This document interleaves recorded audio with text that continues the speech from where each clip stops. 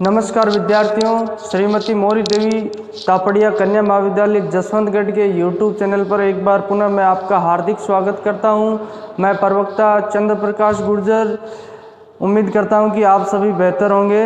और आज हम जो प्रथम ईयर की क्लास है, BA फर्स्ट ईयर की क्लास होगी हमारी, ये इतिहास विषय हेतु। तो आज इतिहास विषय के दौरान हमने कल जो BA फर्स्ट ईयर के छात्रों विद्यार्थियों के लिए जो आपका जो सिलेबस है, पाठ्यक्रम, उसका विश्लेषण किया है। और पाठ्यक्रम की जो मैंने अभी तक आपको जो PDF जो फोटोकॉपी है, फोटोप्रति पहुंचाई नहीं, आज पहुंचा दी जाएगी ताकि आप उस पाठ्यक्रम के अनुरूप अपनी तैयारी करें। अब हम इतिहास की शुरुआत कर रहे हैं, मतलब शून्य स्तर से हम इतिहास की शुरुआत करेंगे।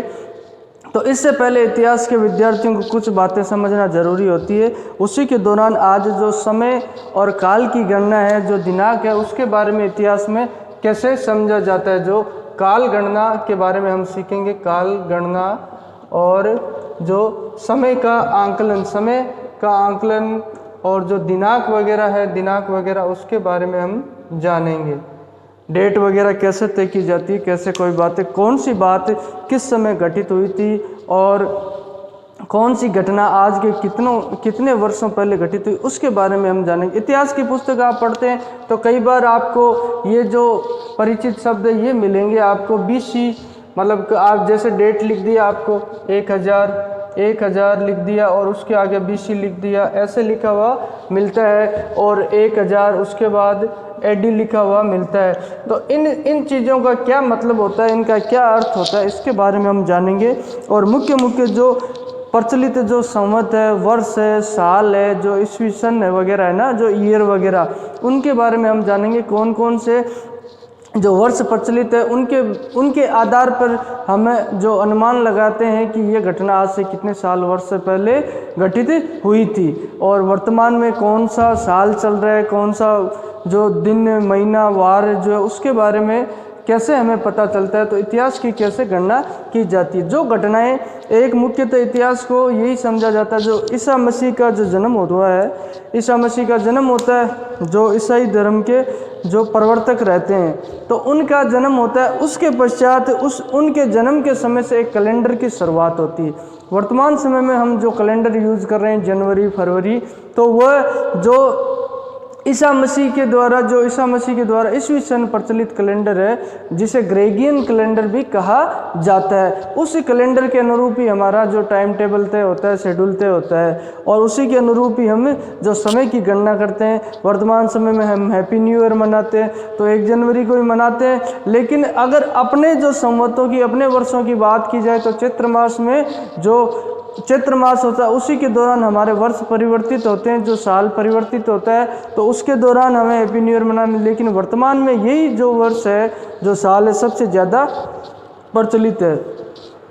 तो जो घटनाएं जिनको किस तरीके से प्रदर्शित किया जाता है, उनके बारे में हम जानेंगे। उन घटनाओं को कब घटित हुई उसके बारे में। तो एक जो प्रचलित शब्द है BC, जो कई बार आपको लिखा हुआ मिलता है और शॉर्ट में जो संक्षिप्त रूप में लिखा होता है, इसका क्या अर्थ होता है, इसके बारे में हम जाने। BC की फुल फॉर्म अगर आपसे पूछी जाए, बिफोर क्राइस्ट, यानी ईसा मसीह के जन्म से पहले की जो घटनाएं, उन्हें प्रदर्शित करने के लिए, उनकी जो काल की समय की गणना करने के लिए उनके आगे BC लगाया जाता है, यानी बिफोर क्राइस्ट, ईसा मसीह। इसको हम जो हिंदी में बात करें तो भारतीय इतिहासकारों द्वारा ऐसे प्रदर्शित किया जाता है, ईस्वी पूर्व, यानी ईस्वी सन की शुरुआत होने से पहले जो घटना है। अब 1000 BC से आप क्या समझोगे, ये घटना जो वर्तमान समय से कितने सालों पहले घटित हुई, तो सिर्फ 1000 ही थोड़ी हुई थी। वर्तमान समय चल रहा है 2020, और इसकी जो प्रथम ईस्वी सन शुरू हुई थी, पहला वर्ष जो शुरू होता, उससे भी 1000 साल पहले। तो इसका मतलब 1000 और जोड़ दिया, इसमें 1000 और जोड़ेंगे तो ये 3020 साल पहले घटित घटना मानी जाएगी। इसका मतलब 1000 BC का मतलब ये 3020 वर्षों पहले घटित घटना है। और कई देशों में ऐसे जो संक्षिप्त रूप है, जो शॉर्ट नेम है, जो प्रचलित है, और उनके अकॉर्डिंग जो वर्ष को दर्शाया जाता है। कई जगह BCE पर जो है इस वर्ड का प्रयोग किया जाता है। अब BCE का क्या मतलब होता है? बिफोर कॉमन एरा, यानी जो सामान्य युग की शुरुआत है उससे पहले की बात है, उससे बिफोर कॉमन एरा, यानी इसका भी मतलब ईस्वी पूर्व ही माना जाएगा। इनका प्रचलित जो शब्द है इनका अर्थ यही होगा तीनों का, जो ईस्वी पूर्व की जो घटनाएं हैं, ईस्वी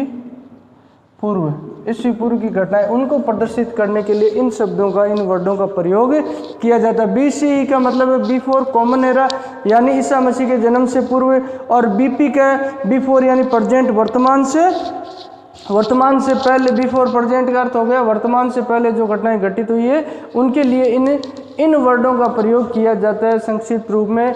अगर किसी डेट के आगे, किसी सन के आगे ये चीज़ें आपको प्रदर्शित मतलब लगी हुई हो तो उसका अर्थ होगा ईस्वी पूर्व घटित घटनाएं हैं। अब ईस्वी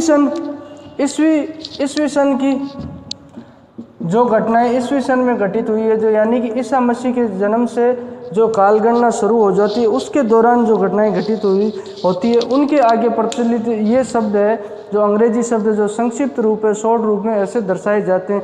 AD का मतलब होता है एनो डोमिनी, यानी ये ईसा मसीह के जन्म के पश्चात जो घटित घटनाएं होती है उनके सामने ये प्रचलित जो प्रदर्शित करने के लिए ये चीज़ें जो संक्षिप्त वर्ड लगाए जाते हैं। और CE यानी कॉमन एरा, जो सामान्य युग शुरू होता है, यानी ईसा मसीह के जन्म के पश्चात जो घटित घटनाएं हैं उनके आगे ये दो वर्ड लगते हैं, AD और CE। अगर यहाँ AD है, AD का मतलब है कि ये 1000 ईस्वी, जो वर्तमान जो चल रहा है समय 1000 ईस्वी में ही घटित हुई है। अभी जो अपन लगाते हैं तो 2020 अभी चल रहा है, तो 2020 में हम इसे AD के द्वारा ही प्रचलित करेंगे, एनो डोमिनी यानी ईस्वी सन के रूप में ही प्रचलित जो इसको प्रदर्शित करेंगे। इसका मतलब ये घटनाएं कब घटित हुई थी? 1000 AD का मतलब इसी में से ये माइनस कर देते हैं तो 1020 साल पहले ही घटित ये घटना है, 1020 साल पहले घटित घटना है। इससे हमें जो काल और समय की गणना करने में बड़ी आसानी होती है, और बुकों जो अपनी पुस्तकों में संक्षिप्त रूप से ऐसे शब्द दर्शाए जाते हैं। मूल रूप से 2 ही शब्द अपने बुकों में भारतीय जो इतिहासकारों ने 2 शब्दों का ही प्रयोग किया है, उनमें एक तो है BC और एक है AD। ये दोनों, BC का मतलब होगा ईस्वी पूर्व पहले जो घटित घटना है,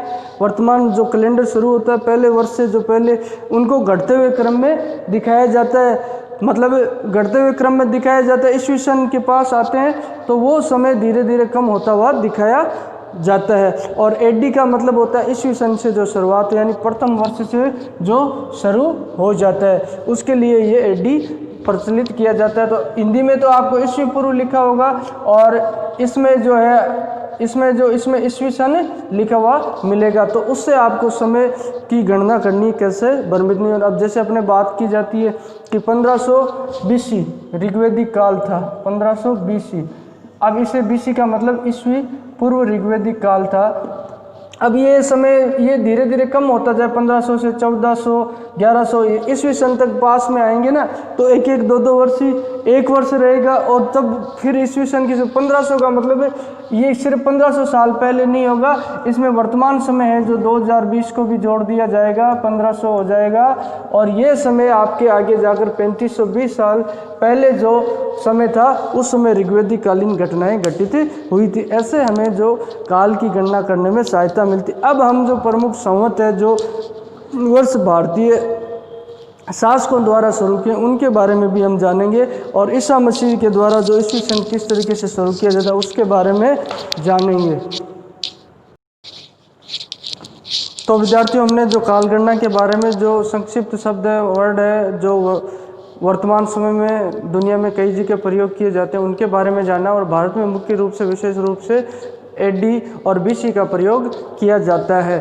तो अब हम जो भारत में प्रचलित प्रमुख वर्ष यानी जो कैलेंडर बने हुए हैं, जो ईयर्स हैं, संवत है, उनके बारे में जानेंगे, कब कब इनकी शुरुआत हुई और किसके द्वारा इनकी शुरुआत की गई, किनके द्वारा इसकी जो स्थापना की गई और किस समय ये प्रचलित हुए। तो हम पहले बात करते हैं विक्रम संवत की, जिसे कर्त संवत भी कहा जाता है और जिसे मालव संवत भी। कर्त संवत का मतलब जो सतयुगी संवत माना जाता है, कर्त का अर्थ होता है सतयुग, तो सतयुगी संवत, ये इसके 3 उपनाम है।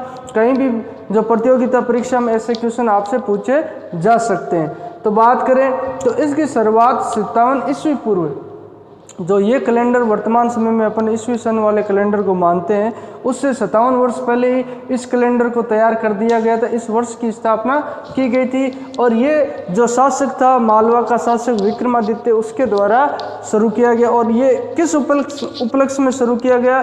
ये जो शक शासक थे उनको पराजित करके विक्रमादित्य ने इस संवत की शुरुआत की थी। जो प्राचीन शासक होते, राजा महाराजा होते थे, वो अपने नाम पे ही और अपने समय में ही जो नए नए जो कैलेंडर बनाया करते थे और संवत जो वर्ष तैयार उनके द्वारा किया जाता था, तो उसमें एक प्रचलित संवत ये विक्रम संवत। विक्रम संवत अपने जो हिंदी मास के महीने चैत्र वैशाख, जो जेठ आषाढ़ श्रावण भाद्रपद, ये आश्विन कार्तिक मिंगशीष जो मार्गशीर्ष है, उनके बारे में जो ये अपने जो 12 महीने होते हैं ना हिंदी, ये महीने इन कैलेंडर में होते हैं। और ये जनवरी फरवरी, ये जो ग्रेगियन कैलेंडर, ये भारतीय कैलेंडर नहीं जाता है। जो अपने देसी भाषा में बात करें तो चैत वैशाख जेठ आषाढ़ श्रावण भादुआ आसोज कार्तिक मंगसर पो माह, ये जो 12 महीने होते हैं इनको इन कैलेंडर में दर्शाया जाता है।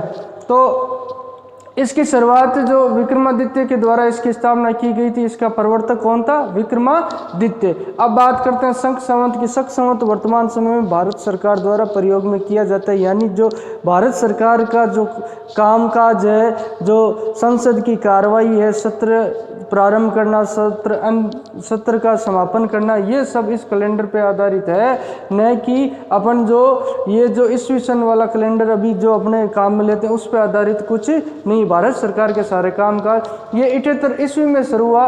78 ईस्वी का मतलब समझोगे आप, जो ईस्वी सन प्रारंभ होने के 78 वर्षों बाद में प्रारंभ, और इसकी शुरुआत किसके द्वारा की जाती है? कनिष्क, जो कुषाण शासक था कनिष्क, उसके द्वारा शुरुआत की जाती है। और वर्तमान समय में ये वर्ष कौन सा चल रहा है? 1942वां वर्ष इस कैलेंडर का चल रहा है। और विक्रम संवत की बात करें तो विक्रम संवत जो अभी 2077 चल रहा है, 2077, ये आपको विक्रम संवत और ईस्वी सन में फर्क निकालने के लिए जो सामान्य सी ट्रिक है वो समझनी होगी कि ईस्वी सन अभी चल रहा है 2020, ठीक है। तो विक्रम संवत कौन सा होगा? तो विक्रम संवत सीधा सीधा है कि ये 57 वर्ष पहले शुरू हुआ, तो इसमें आप 57 जोड़ दोगे तो आगे के वर्ष इसमें आ जाएंगे। यानी विक्रम संवत वर्तमान में 2020 में 57 जोड़े तो कौन से हो गए? 2077 हो गया। तो इसका मतलब 2077 अभी विक्रम संवत। विक्रम संवत में बस इतना सा ध्यान रखना होगा कि विक्रम संवत परिवर्तित होता है अपने चैत्र मास में, जब चैत्र आता है, और चैत्र लगभग मार्च में आता है। जनवरी फरवरी का जो समय रहता है उसमें पीछे वाला जो संवत रहता है और मार्च के पश्चात ये संवत बदलता है, ये चीज़ ध्यान में रखना। अब बात करते हैं शक संवत की। जो शक संवत 78 ईस्वी पूर्व है, जो शुरू किया गया था कनिष्क में। और शक संवत और विक्रम संवत में कितना फर्क होता है?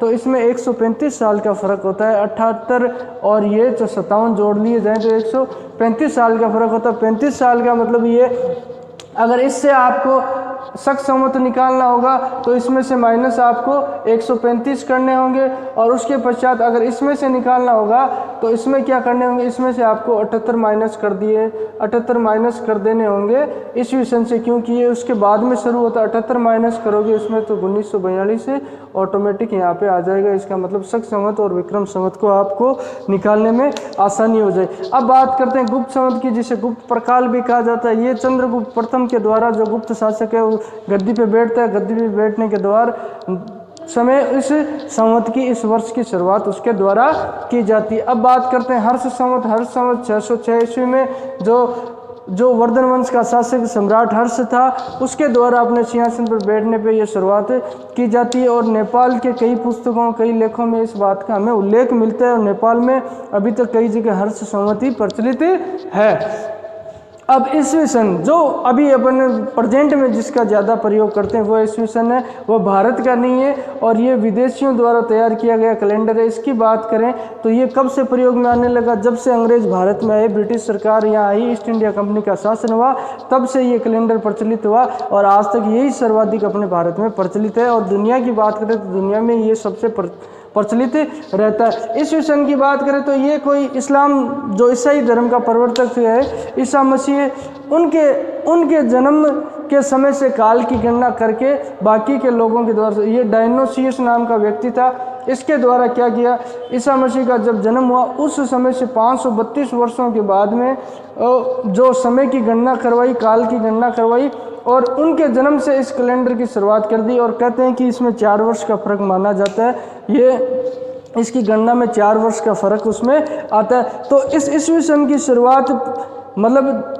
जब जिस समय ईसा मसीह का जन्म हुआ उसके 532 वर्षों के पश्चात उनके एक जो शिष्य के द्वारा, डायनोसियस शिष्य, उसके द्वारा क्या किया गया, उस समय की गणना करवाई और उसी समय से इस कैलेंडर की शुरुआत कर दी जब इनका जन्म हुआ। और ये आज वर्तमान में सबसे ज़्यादा सर्वाधिक प्रचलित माना जाता है। और हिजरी संवत ये इस्लामी संवत है, ये जो इस्लाम का उदय होता है मध्य एशिया क्षेत्र में, जो अरब क्षेत्र में, तो इस्लाम के उदय के साथ ही ये इसकी शुरुआत 15 जुलाई 622 ईस्वी को होती है। इसमें क्या है, जो हज़रत मोहम्मद साहब मक्का से मदीना की जो यात्रा करते हैं, वो यात्रा करते हैं, उसी के दौरान एक खलीफा जो धर्मगुरु उमर है उसके द्वारा नए कैलेंडर की शुरुआत की जाती है।